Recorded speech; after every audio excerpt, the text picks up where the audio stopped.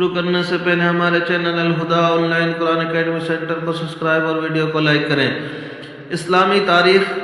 اسلام میں پہلا حج۔ حج اسلام کے 5 ارکان میں سے ایک رکن ہے جو 9 ہجری میں فرض کیا گیا۔ اس فریضے کی ادائیگی کے لیے اسی سال رسول اللہ صلی اللہ علیہ وسلم نے حضرت ابوبکر رضی اللہ عنہ کو امیر حج بنایا اور مسلمانوں کو حج کرانے کی ذمہ داری سپرد کی۔ حضرت ابوبکر رضی اللہ عنہ مدینہ سے 300 آدمیوں کا قافلہ لے کر حج کے لیے روانہ ہوئے اور ساتھ میں قربانی کے لیے 5 جانور بھی لیے۔ خود رسول اللہ صلی اللہ علیہ وسلم نے بھی قربانی کے 20 جانوروں کو گردن میں قلادہ پہنا کر ساتھ میں روانہ کیا۔ اس کے بعد سورہ برات کی آیتوں کے اعلان کے لیے حضرت علی رضی اللہ عنہ کو روانہ کیا۔ جب سب لوگ مینا میں جمع ہو گئے تو حضرت علی رضی اللہ عنہ نے اعلان فرمایا، جنت میں کوئی کافر داخل نہیں ہوگا اور اس سال کے بعد کوئی مشرک حج نہیں کر سکتا اور کوئی شخص جاہلی رسم کے مطابق ننگا ہو کر طواف نہیں کر سکتا۔ پھر سورہ توبہ کی آیتیں تلاوت کی۔ اسلام میں یہ پہلا حج تھا جس کے امیر حضرت ابوبکر صدیق رضی اللہ عنہ اور خطیب حضرت علی رضی اللہ عنہ تھے۔ اللہ کی قدرت۔ زبان قدرت الہی کی نشانی۔ اللہ تعالیٰ نے منہ میں ایک گوشت کا ٹکڑا بنایا ہے جس کو زبان کہتے ہیں، اس کو ایسا حساس بنایا ہے کہ ایک باریک بال بھی اگر زبان پر آ جائے تو زبان فوراً محسوس کر لیتی ہے۔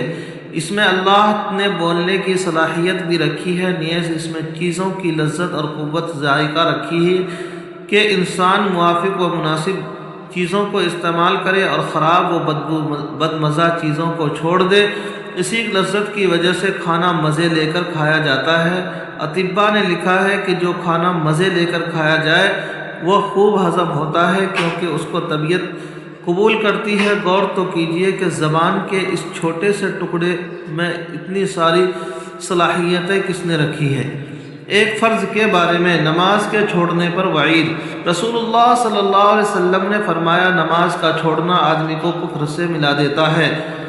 ایک دوسری حدیث میں ہے کہ آپ صلی اللہ علیہ وسلم نے فرمایا، ایمان اور کفر کے درمیان نماز کا چھوڑنا ہے۔ ایک سنت کے بارے میں، کرتا پہننے کا مسنون طریقہ۔ رسول اللہ صلی اللہ علیہ وسلم جب کرتا زیب تن فرماتے تو دائیں طرف سے شروع کرتے۔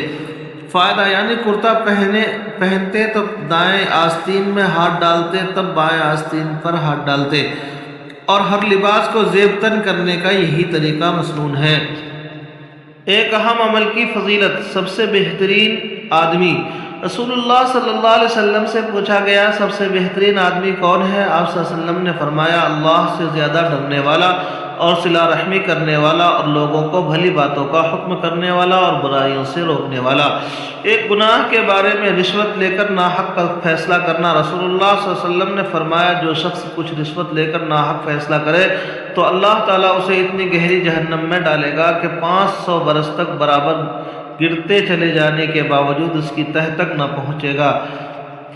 دنیا کے بارے میں، دنیا ختم ہونے والی اور چھوٹنے والی ہے۔ رسول اللہ صلی اللہ علیہ وسلم نے فرمایا، بندہ کہتا ہے میرا مال میرا مال، حالانکہ اس کے لیے اس مال کے میں سے 3 چیزیں ہیں، جو ایک وہ جو کھا کر ختم کر دیا، دوسرا وہ جو پہن کر پرانا کر دیا، تیسرا وہ جو صدقہ دے کر آخرت کے لیے ذخیرہ کرایا، اور اس کے علاوہ جو کچھ ہے وہ ختم ہونے والا اور لوگوں کے لیے اسے چھوڑنے والا ہے۔ آخرت کے بارے میں، قیامت کا حال۔